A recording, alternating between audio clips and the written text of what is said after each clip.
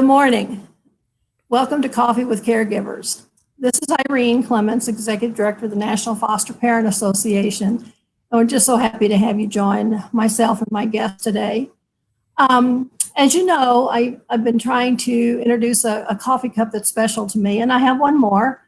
And it's, there it is. There you go. Texas Bluebonnets. 'Tis the season in Texas. It is everywhere you look. There's fields, literally, of these beautiful bluebonnets all along the highways. President Johnson's wife took on the task of saying that Texas was going to be full of wildflowers by the end of his term. And she had wildflower seeds planted everywhere in this state, and they are absolutely gorgeous. So I hope you're enjoying some of the same kinds of beautiful spring flowers where you live as well. So our guest today is Arnie Eby, and Arnie is a foster dad and so much more from Maryland. So Arnie, would you please introduce yourself? Yes, good morning. Thank you for having me here.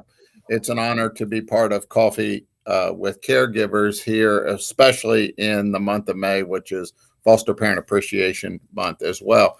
Irene mentioned the fact that I am a foster parent. My wife and I have been foster parents for the last 20 years, and I've had the privilege to foster well over 100 kids, 4 of which we've adopted. And currently, we have 3 foster kids. And so with our two of our adopted children and our 3 foster children, we have 5 kids right now between the age of 5 and 9. So that's a little crazy. So, you know, my coffee cup for the month, or my favorite one for right now, is one that's solid, so you really can't see what's in it. But now I get up every morning and drink from this cup. I got it at Christmas this year from a friend, and it just seems to be the right size. I can get the opportunity to fill it up a lot, and but most mornings in our active household before the onset of COVID-19, my job was to put all the kids on the bus. My wife gets up early and heads to work, and I put the kids on the bus.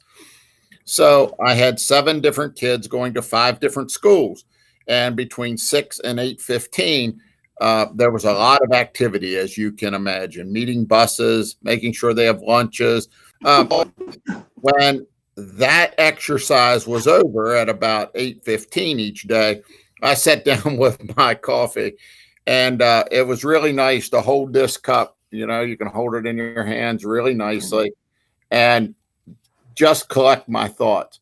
And it was the perfect size. I'd fill it up, and by the time I got to the bottom, I would kind of hopefully have a angle, a plan, some kind of focus for the day. And knowing that the first bus got home at 3:00, if it was my day to get the buses or my wife's, I knew that I had between the end of the cup of coffee and 3:00 to get something meaningful accomplished. So it was a good feeling, and many a day the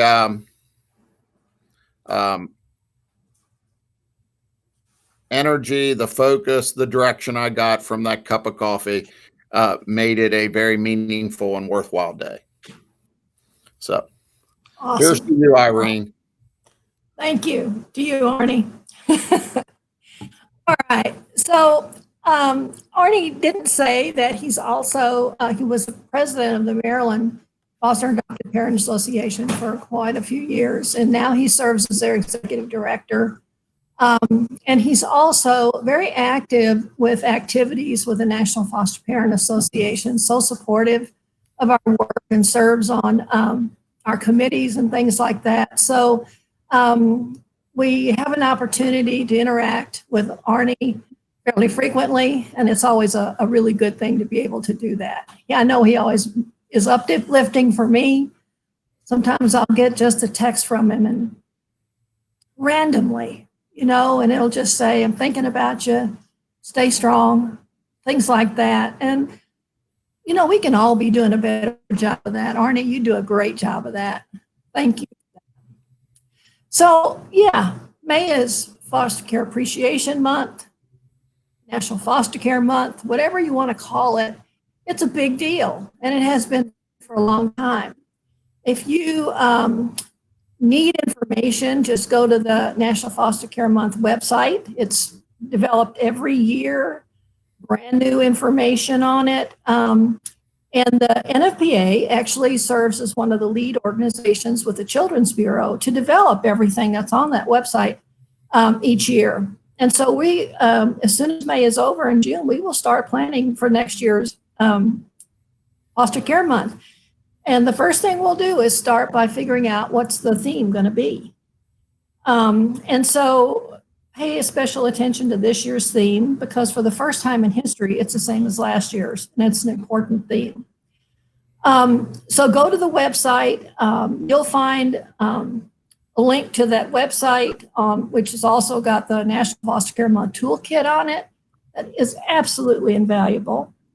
It has videos, stories, and one of the things that I think is really cool about the toolkit, it has already prepared text messages, Instagram messages, items for Facebook that you can just stick your name in and, or your support to, and blast it out there. So it takes little effort to really spread the word as much as you can about the importance of the work that's being done by the foster families, kinship families, adoptive families, all of the staff, everybody who works so hard with these children and their parents in order to work towards successful reunification.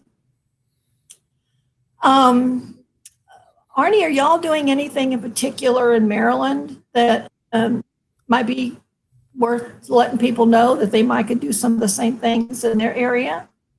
Well, in Maryland, normally we have events every May that are where we honor a foster parent from every jurisdiction. However, we can't meet together as normally. So we're going to be honoring each of those nominees on the state's website and the Maryland Resource Parent Association website, and each of the with a short story about their activity as a foster parent. So our appreciation events this year will be all virtual, all online, and it's a collaboration between the Department of Human Services in Maryland and the Maryland Resource Parent Association. So I'm excited to be part of that.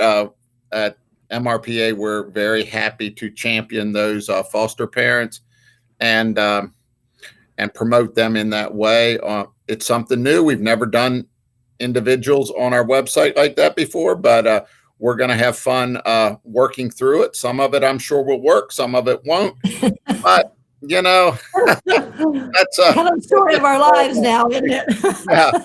Yeah, we get with COVID-19, we have a wonderful scapegoat. If it doesn't work, well, just say it didn't work. We tried and it didn't work. So, at the same time, we're learning wonderful things about some of the technology, some of the things that we're working with. And so part of it's fun, it's stretching, it certainly makes me want to pull my hair out sometimes, but it's all in all, it is helping us, forcing us, I guess, in ways to use technology and support people in different ways. Absolutely, especially for some of us in my age range, kind of shy away from all things electronic. Anyone always have. It put the emphasis on, you're never too old to learn how to use something new, and we'll go with the flow when something goes wrong. We've learned to flow with punches, kind of, so to speak, even as we've started doing coffee for caregivers. So I thought a little bit of information about what the NFPA is doing this month as a national organization. First, we have blue wristbands available again. So if you go to our website, you'll be able to find a link the blue wristbands to order those. They shipped immediately upon order, so you can get them in 2 or 3 days, depending on where you live. We did ship some to Hawaii on Friday, and so that we know it's going to take a few days longer to get there. But most of the folks within the continental United States can get them pretty quickly. We are hosting our virtual May Walk Me Home event all during this month.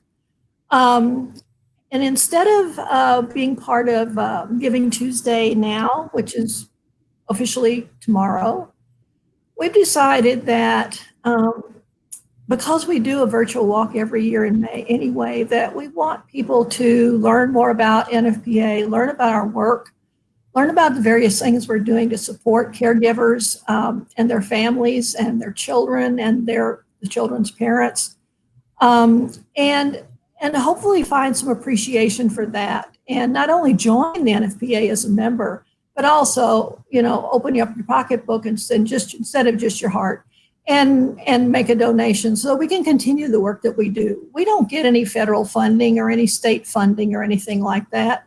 Our funding comes from memberships, from generous people who believe in supporting caregivers across this country, who believe in our advocacy work with Congress, and who want to support that effort.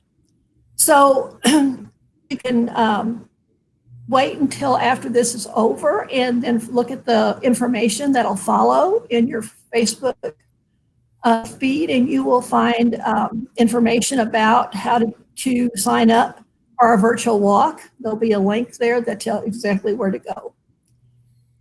Probably the most incredible thing that we're doing this month is we're having our official launch of our new website, which is the National Foster Parent Association Training Institute.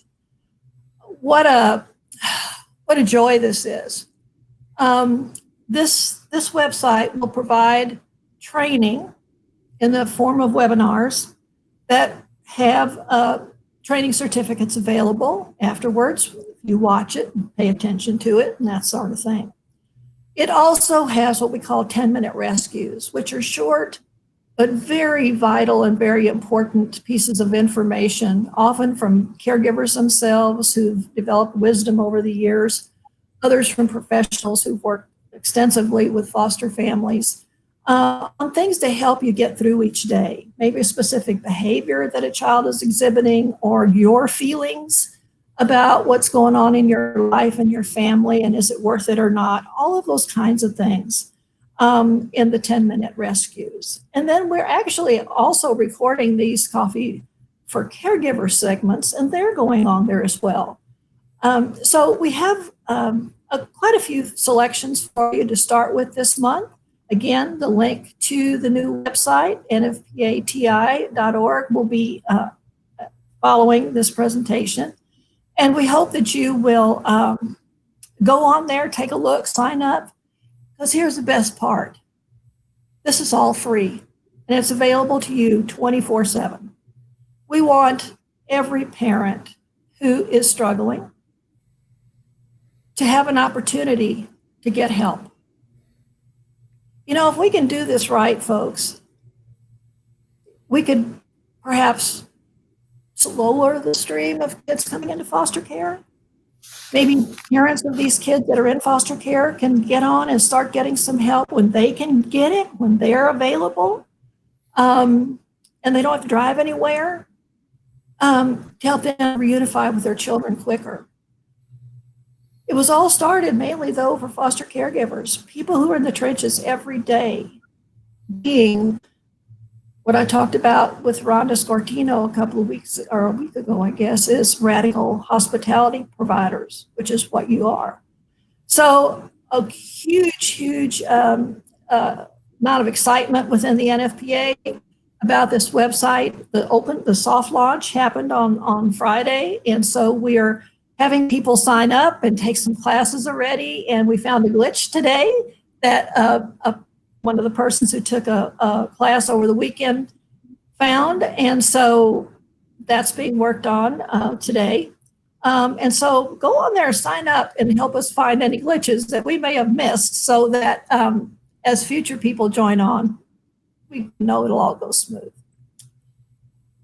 The other thing that we do on a regular basis, and that's through our emails and our e-newsletters and posts like on Facebook and things, is we do provide information on National Foster Care Month and have been for several months to our state and local affiliates, the agencies who are members of the NFPA, and certainly our members, any other folks who have signed on to receive our e-newsletters. So that's probably enough on National Foster Care Month. Arnie, do you have any other last thoughts about that before we go into a couple of questions? No, I think that anybody who's a foster parent and anybody who's parenting through the challenges of the unknowns right now is a hero, is a foster parent of the year. And I certainly hope that with the Training Institute and other avenues of connection and inspiration, that we can help mitigate the burnout that happens when you are a frontline worker. Because you're taking care of kids in your house 7 days a week, 24 hours a day. It is exhausting. It burns you out, but hopefully some of these opportunities will be used to fill back up the reservoir of care and love that you have to give to the kids in your care. Well stated, Arnie. That's exactly what we're hoping for. So in your last comments, you talked about how difficult fostering can be. And certainly it's not always difficult, because there are so many wonderful, wonderful times that's what keeps us all going. That knowledge that regardless of how difficult it may be with any particular child, you are making a difference. And I guess one of the hardest things for people to understand, especially when they're newer foster families, is that, and I have them call the office and they'll say, but we've had this child 6 months and I'm not seeing any difference. I don't think I'm making any difference. Maybe they need another foster family. And I always have to say, you are planting seeds with every interaction you have with that child. You are showing them a way of life that maybe they haven't experienced before, or certainly a way of parenting, perhaps, that they haven't experienced before. And if you're lucky, you may see some of those seeds start to sprout and bloom and know in 10 years or 15 years that you made a real difference for this kid, of course, depending on their age at the time. We were able to experience that. I'm sure Arnie and Donna have too, because when you get 20 years like Arnie and 27 like my husband and I, you revisit with those kids. Those kids come back and find you. If they didn't stay connected from the day they left, they find you somehow because you did make a difference. And in those conversations with those young people, you know that every tear you cried with them, every hair you pulled out, every time you went outside in the backyard,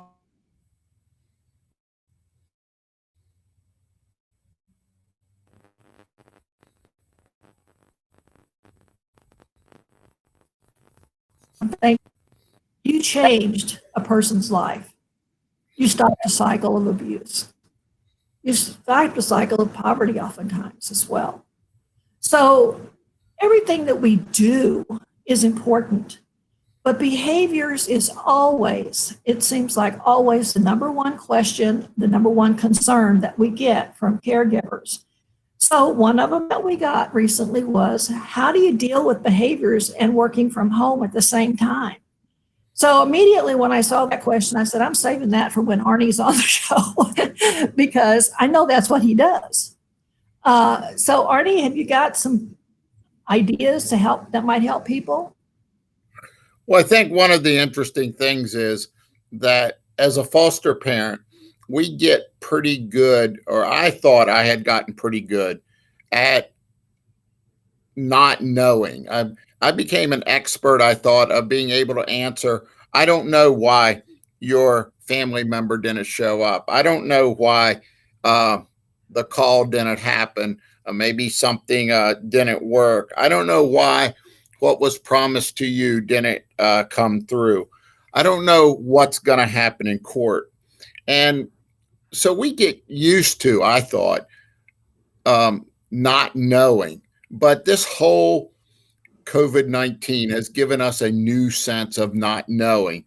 I don't know when I'm going to get a haircut. I don't know when schools are going to open. I don't know when life's going back to normal. And in a new way, the feeling of I don't know has become more profound to me. As a foster parent, there's lots of things I don't know. And I have to be fine with it. I have to have a peace in me that says it's okay not to know. It's okay not to know what the schedule is. It's okay not to know what you're going to have for lunch. It's okay not to know the answers to the questions or the way they want the math problem solved on the classwork they send home from school. It's okay not to know. And for the kids, it's we have to be okay with not knowing, because so much of their lives are wrapped up in not knowing. And by finding commonality in not knowing, I've found that working through their behaviors, I don't know why their behaviors are there. I don't always know what they're trying to communicate. I don't know.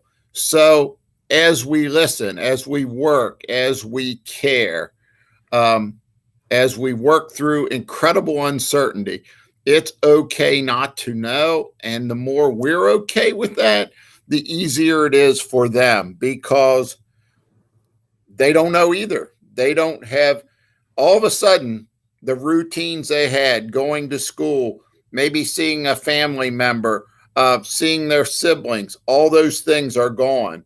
And they don't know. And as long as we're okay with not knowing, they're better with it. So how you deal with it, I don't know. But I know that the more I'm fine with not knowing, the more I connect with them. Sounds kind of crazy, but it has worked. I think I hadn't thought about it that way, Arnie, but that's pretty profound. And I guess thinking back, that's probably very, very true for with us as well, because we didn't know. It's frustrating, certainly. But I know we tried not to convey the frustrating part to our kids. But it was, I guess, like a shared dilemma, right? Yes. We didn't know and they didn't know, but we were going to figure it out, whatever, together. We were going to deal with it in whatever way we could together. So thank you. Thank you for that. So many times as I talk to other foster parents, it's been like my whole career, is the things that they say then so hit home in so many different parts of who I am. But that's one that I had not thought about before. So I appreciate it. Well, you have some little ones at home. So one of the other questions we got was tips for helping little ones on transitions during these times. So we had, how do we deal with behaviors and working from home? How do we transition little kids during times of lack of schedule or consistency? You have anything to add to that one about transitions? I know when I got my child development associate credentials, it was, we had a whole like semester on transitions for young children. Transition from one thing to another, and that's because I owned and operated a daycare center, and I was trying to be better at that, right? And so we learned a lot about transitioning and how important that was from one activity to another. And that's one thing to do in a daycare setting, right? Where you've got 5 or maybe even 10 little kids in a classroom with a teacher and maybe as an assistant. It's different at home. Do you have any suggestions? Well, transitions are never easy. And I think that there's a lot of emphasis on having a routine or a schedule. But I think that it's also important to mix it up. We mix things up.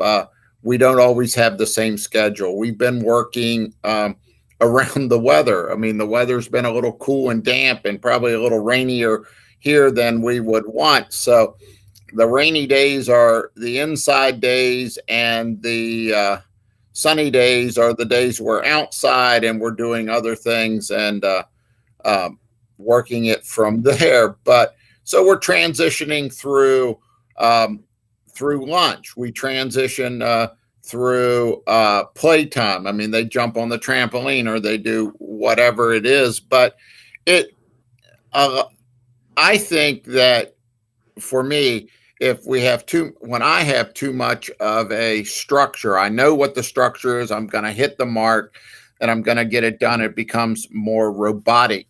If I'm flexible and I try to live off their cues, and if something's going good, we stay with it. If it's not going good, we switch it up.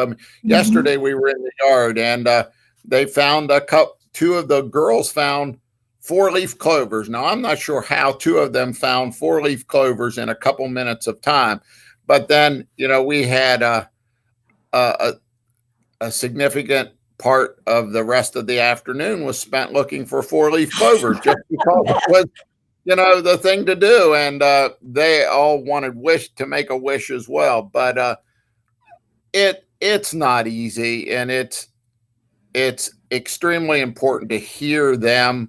When I say hear them, hear the kids where they're at. Yes, routine is good. Yes, you have to have bedtime.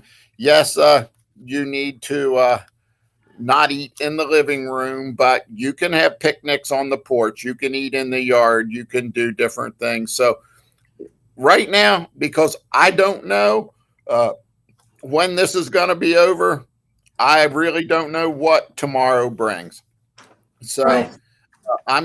we're going to ride it out and see where it goes. After this is over, I guess there'll be a different schedule. There'll be a different set of consistency. But I think the thing that has to be the most consistent is understanding and hearing where they are. Because as kids, they're going to be at different places, different days because of what they've encountered and what life gives them. Absolutely. Absolutely. Well, Arnie, thank you. I think we're getting close to the end of our time.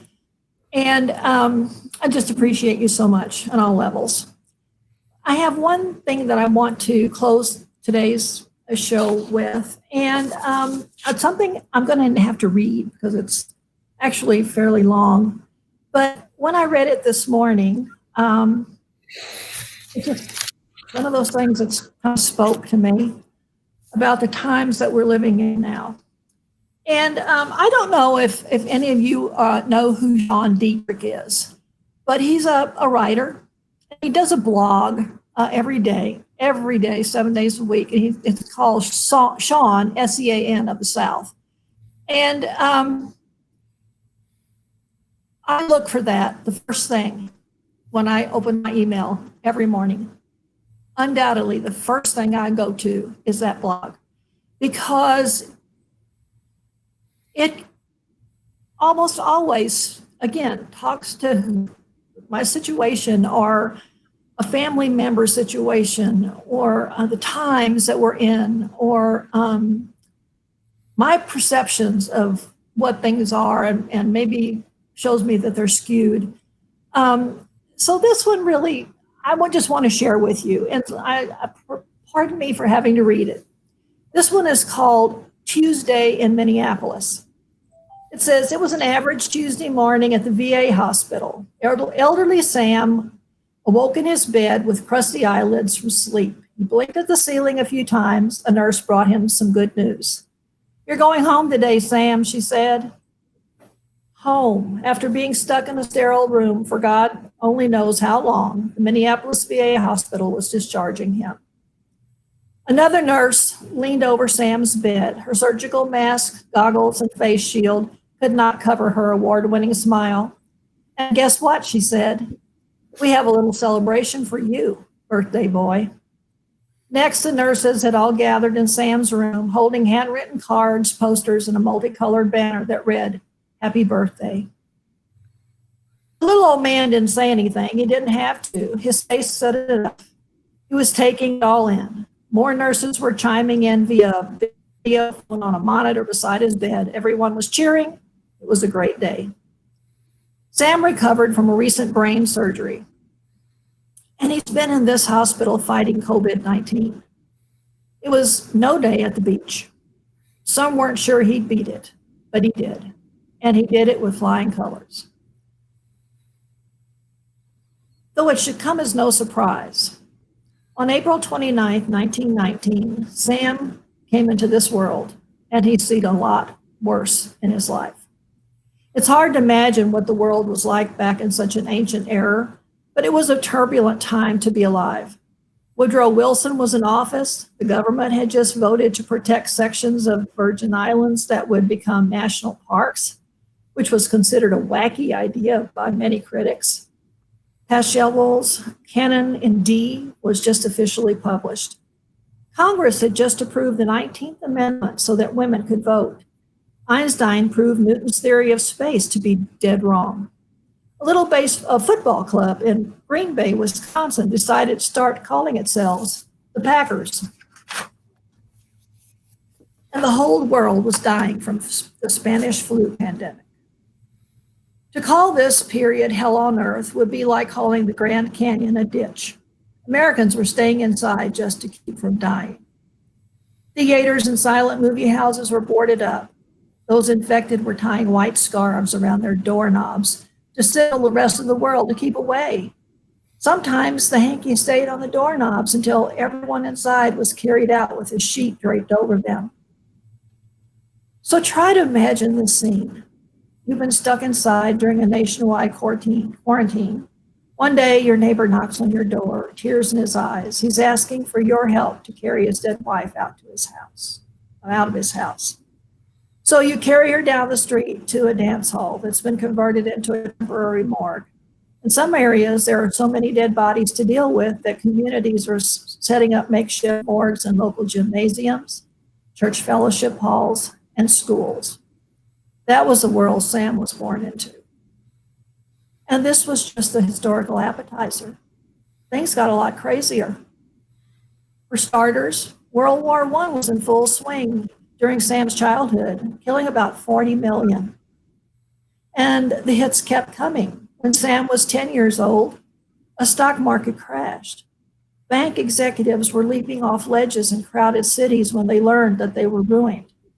America entered a Great Depression, setting off a chain of reaction of financial ruin around the world. Meanwhile, dust storms chewed at the great American Midwest, forming black clouds that blotted out the sun and killed children with dust pneumonia. The earth was literally blowing away. And as if this era didn't already feature enough biblical-style tribulation, they made beer illegal. You can tell Sean, the author, has a good sense of humor. But even the 20s and 30s were just a dress rehearsal for the real problems ahead. The 40s brought Hitler, Stalin, another world war, 85 million deaths worldwide, and polio epidemics. By the 1950s, the Cold War was on. Life was better, but people were still scared of what was next. American dads were building concrete bunkers in their backyards behind the kids' swing sets. School children were practicing atomic bomb duck and cover drills, wherein students were trained to take shelter from nuclear threats by hiding beneath nuclear attack-resistant school desks. And as if this world couldn't get any more out of control and unsettled, along came Perry Como. Sam went through it all. He survived it all. When he got COVID-19, he told his daughter he wasn't worried. I've survived polio, Sam said. I've survived World War II. I've survived so many things. I want people to know we can get through this. If that sounds a little too optimistic to you, that's probably because you're too young to know better. Just ask Sam. This would have been through hard times before. This world has been through hard times before, and it will see them again. But according to Sam, we can get through. When Sam left the hospital, the Minneapolis VA staff nurses made a big ordeal over him. You should have seen it. They sang, they cheered, they laughed. When EMTs wheeled him down the hallway, Sam's bed rolled past a barrage of medical workers who whooped and hollered. Hospital personnel lined the halls, clapping, their gloved hands making muffled applause, wearing protective face gear. Some tossed handmade greeting cards into Sam's bed when it wheeled by.